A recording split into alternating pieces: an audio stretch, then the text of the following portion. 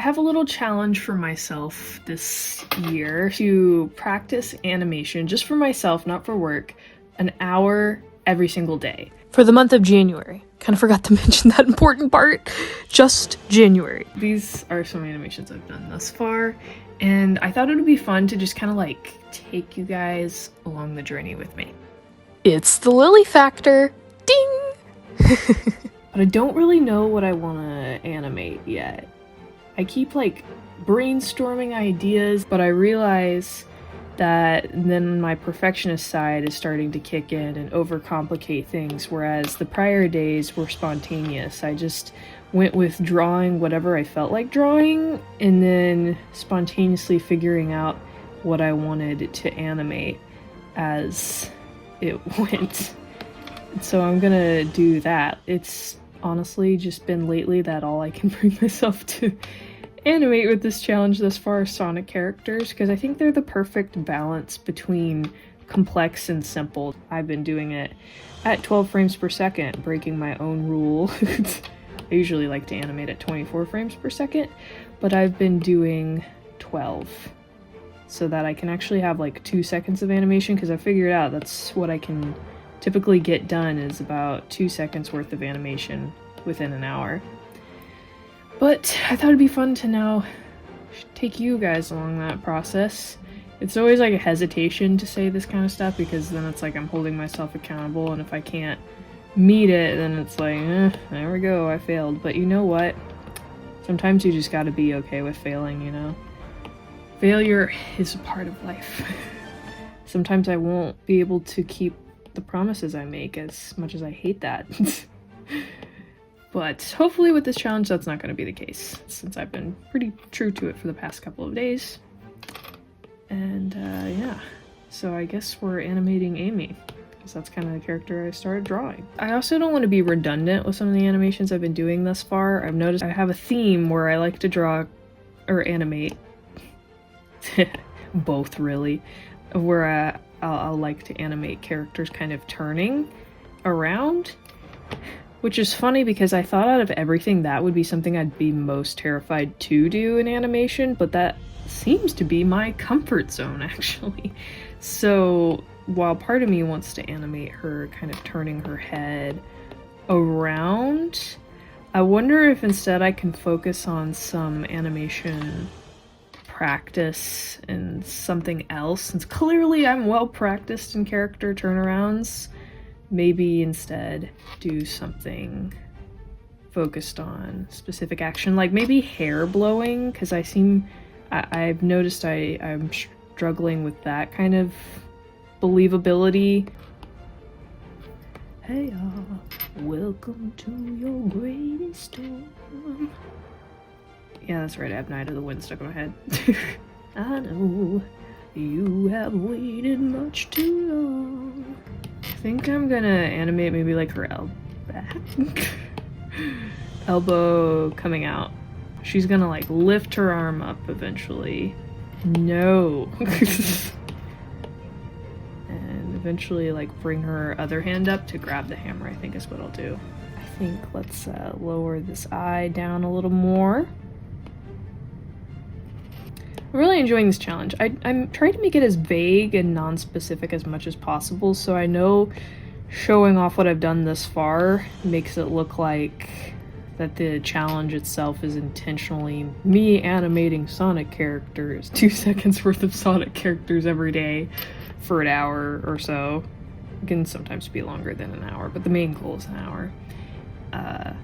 But honestly, it's really more so just daily animation practice that's like personal. I get to do whatever I want, which just so happens to be animating Sonic characters lately. I like to bring characters to life in animation. I also like to put words in characters' mouths, because I am a storyteller. So I get to have a little bit of fun with both of that, because I also have been dubbing the animations with sound, whether it just be the character, you know, grunting or something because of the animation action that they're doing, or also sometimes I'll have them talking. Like yesterday's animation, I animated Silver saying his iconic line, "It's no use!" And that was fun to do because I like made him do a big inhale with his chest, and my cousin got a real big kick out of that, which totally made it worth it, because it's fun too when you get to share this kind of stuff with friends, you know?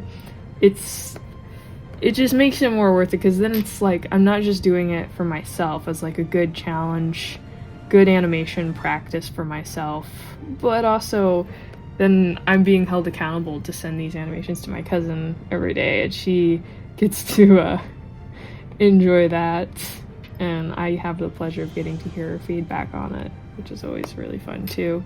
So if you're interested in animation, you're an artist, or you have some skills and hobbies, they don't even have to be specifically related to drawing, I would recommend, you know, it's the start of the year, try to find some sort of thing you can do to keep your skills fresh, to eliminate any kind of rust, a little challenge you can hold yourself accountable for, and even document the process too. Sometimes that can be fun to look back on, and I think it's fun to be able to document something like this, to say like, hey, this is what I was doing in January. But yeah, because I call myself an animator, but you know, I've got some rust in my animation skills, and I've been doing animation work for people, and it's like one of those times where now you're really seeing like where you've got some rust that's been collecting that you need to start working on fixing. Primarily, my passion is storytelling, and my favorite way to tell a story is through animation. That's something I always tell people. And so I don't think I'll always be doing animation. I don't think that's going to be like my full-time career.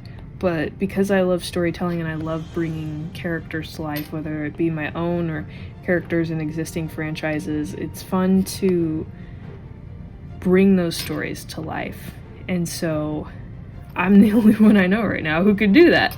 So I might as well use what I have in my hands, use the gifts and resources and skills that God has given me, and do exactly what I love to do, which is bring stories to life through animation. So now we're gonna try and bring the hair back. But hey, look at this, look at this. Okay, her hair's kind of coming forward there in the way I want. I feel like her head spikes are moving up more than they should. Now it's just like shifted up. Yeah, what was I thinking? I moved this up way too far and too fast. Especially when we're working at such a low frame rate, you know? Gotta make it a little more gradual, something like this. There we go, but you don't see as grand of a change. Another thing too I've been trying to do, since I'm focusing more on animation here in January, is I started working on, I have this book that I read like 50 pages of years ago and then just stopped. I'm not the most motivated reader, anyone else out there can relate, but it's The Illusion of Life by Frank and Ollie Johnson, and it's basically the story of kind of the pioneers of animation, you know, it's like what they were doing over in Disney and some of these other animators who were making animations prior to Disney's success in animation, and just kind of what they were learning about animation. So it's been interesting because I'm trying to get myself to start reading it again as part of the animation practice, to be able to, you know, just think about these animation principles and apply it to myself as I continue these daily animations. But it's been interesting to read about some of the things that they're pioneering, or that were things they were learning in animation that I look at and I'm like, how did they not know to do that already? But it's kind of interesting to think about. We have such advantage nowadays with so much progress with technology and everything that it doesn't seem as big a deal, but to them it was a big deal just to animate a character grabbing something that looked believable, you know? It's kind of fun to think about how things have changed over time. How now people can do animations on a tablet and play back the animation whenever they want and adjust how fast it can go without having to manually flip pages to do so. It's quite a privilege. Daily animation practice for an hour. Like I said, I made the rules kind of vague on it so I can decide however which way I want to go about it. So I may also try 3D animating as well, but that's a huge maybe. Okay, hang on. Okay, looking it over, I would say the hair blowing actually does look kind of decent. One critique is her head should rotate as well as her shoulders if she's lifting up this arm, because right now it just makes her seem kind of stiff. But I don't know if I want to like manually go in and start to rotate her head and shoulders, because I also am really tickled with myself at how focused it is with the hand and the hammer, how it's like very still. I mean, it's moving, but it's like anchored. There we go, that's the word. It's anchored in its space, which I kind of like. I'm going to explain real quick what I failed to do in real time is that I'm erasing what I did of her arm animation and bringing it back down so that I don't have to rotate her head and shoulders yet, but I will eventually animate her arm coming back up again. Can I just say I love making characters blink? It just, I don't know, it just gives me joy. I know technically she's blinking like a trapdoor because I have not added the lower eyelids. I'm breaking an animation rule, so hang on. Let me fix it. I don't like to think about lower eyelids on Sonic characters. It kind of freaks me out, but I'll add it and you see what you think about it. How's that? Actually, it's more expressive now that I'm looking at it. So now we're going to give her a little more personality. She's going to start to tilt her head, raise that shoulder of hers, and we're going to see that hand come around and grab the hammer.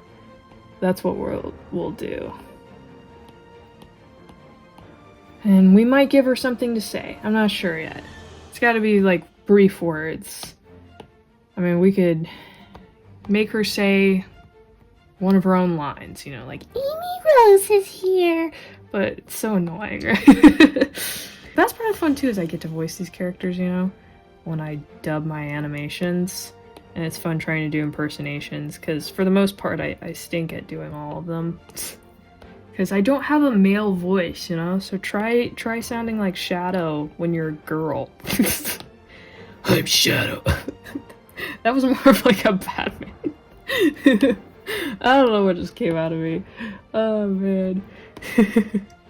You're not even good enough to be my fake Maria. If I try to do a Sonic voice, it's always gonna either sound like Ryan or Jason Griffith, that higher toned, so definitely not like the Roger Craig Smith or Julia White type of voice.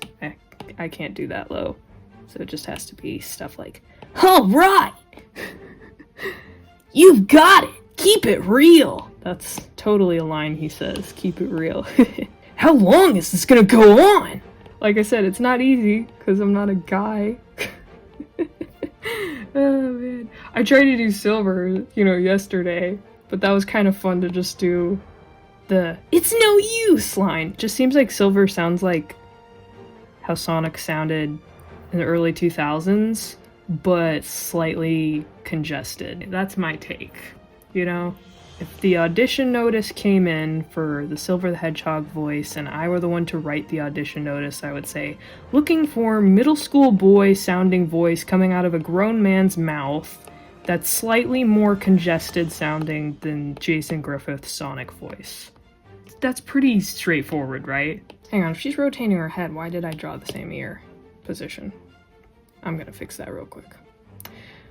But I was considering animating big, just because of the, once again, voice impersonations, because I think out of all the characters, that character I could probably impersonate better. Just talking like this is pretty straightforward, right, Froggy? So, you know, there's that too. Bring this hand up more. Just a gradual change, nothing drastic. Bring up the hammer. Play blast.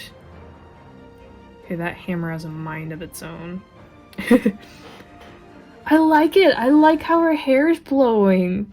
Oh, that makes me feel good. I'm already seeing improvement. Like, I couldn't do the blowing before. This is actually going to be really helpful for me because I had to animate some palm leaves blowing, and I wasn't really that happy with what I did.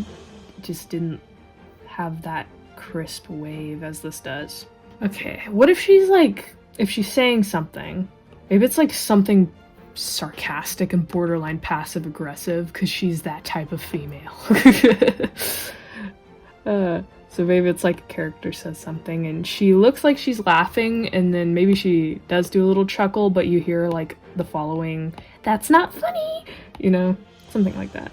Yeah, this definitely could be that "that's not funny" type of line. Another thing that's helpful is, like, I did an animation of Rouge on the 3rd. I wanted to, like, just kind of animate her, being her batty little self. You know, just kind of, like, flying around those bat wings, because I kind of wanted to draw them, like, wrapping around her, per se, while she twirls, because apparently I really like to draw twirling animations. And it was helpful having, like, one of the Rouge figures. I think it's a Sonic Prime one, but it was helpful having that because there were times where I was like, what on earth do her bat wings look like at this particular angle? So I was able to look at the figure and go, okay, helped me think about it from a 3D space. So weird, it's like her hammer is jello, but the hair motion is so good. One thing I'm focusing on, although this seems a little weird, it's like, I think I got the blowing direction wrong. Right? Because it's going down while those are going out, and then it's coming up while those are going back. But it would be the other way. Oh, I feel stupid. I should have known that from the get-go. That's frustrating. You know, simple physics that I did not decide to think about until now. We'll do the hard thing.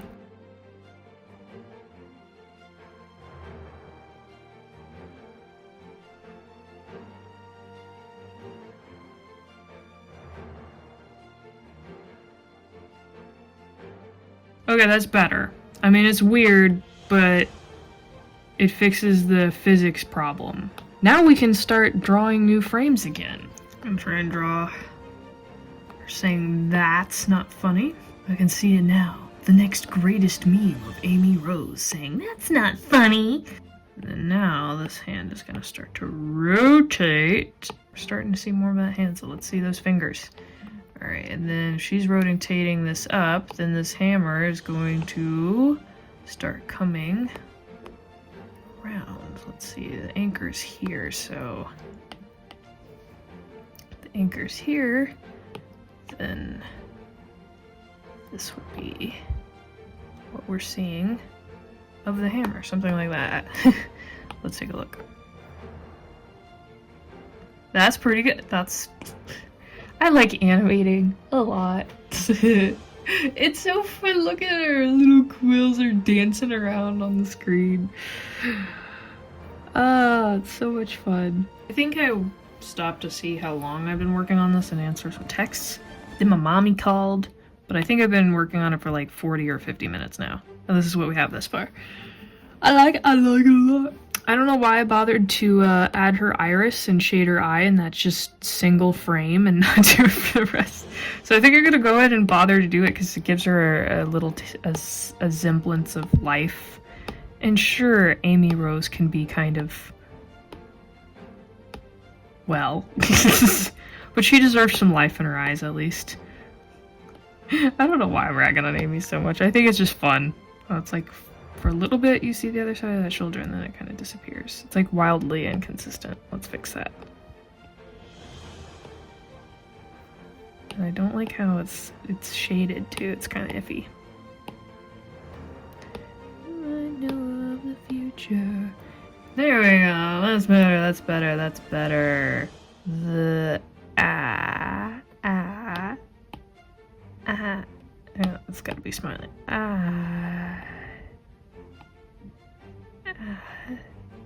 Her fingers are gonna be stretched out because we want them to already be prepared to grab the handle of her hammer, because I ran into this issue yesterday when I was animating Silver, because he has his fist curled, but then he like shoots his arm out, so his fingers have to uncurl themselves. And, you know, that leads to some complications trying to get that transition in, you know. And so he probably has some wonky fingers in some of the shots, but truth be told, I really do not put a lot of focus into the hands when I'm doing these animations. Not my time yet to focus on hands. Oh, I did the thing. This thing that I do where I gradually make the character in the animation smaller. I don't know why I do this. It's just a weird quirk of mine. I think it's that whole constant tracing just kind of causes you to like take a step backwards. There we go. How's that? That's better. Yeah.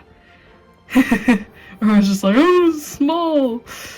I don't know what happened there.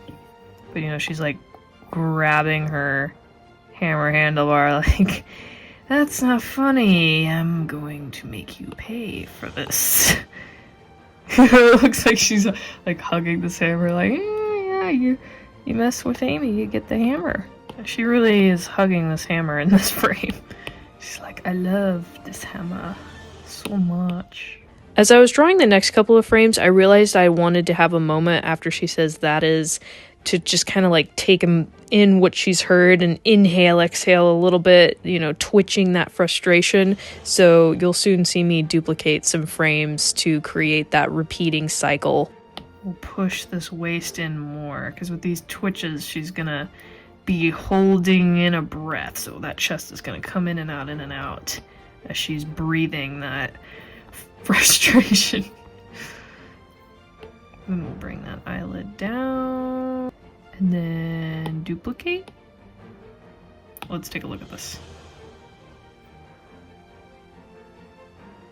We've now entered the home stretch where I'm finalizing by adding the last several frames, and I'm just giving you a time-lapse taste of it, so you don't have to be stuck here with me for hours. But just going over and changing the expression, gradually changing the pose over time, and then after the animation is finished, you'll see the behind-the-scenes process of how I dub over the animation with sound, because it's a fun little thing I like to do in addition to these animations. I feel like her head kind of sinks in this last part, but I don't know, it gives it a little character. It's like she's squishing her own face in frustration. And then I think I'll hold this frame a little bit. And now that the animation is done, it's time to dub over it with sound. We'll know how to sync it up by going left, right, left, right, left, right. So there you go. Now you know how to sync it up, Lily, in editing. And move the B-roll to the left. Okay, so first things first, we'll shimmy the music on over to the end. And now for the voiceover. Lean in here. That's not funny. Hang on, that's not it. I'm trying to think, how does the Amy voice go? It's like, that is not funny. It's a little too chipper. It needs to sound more passive-aggressive. That is not funny. That is not funny.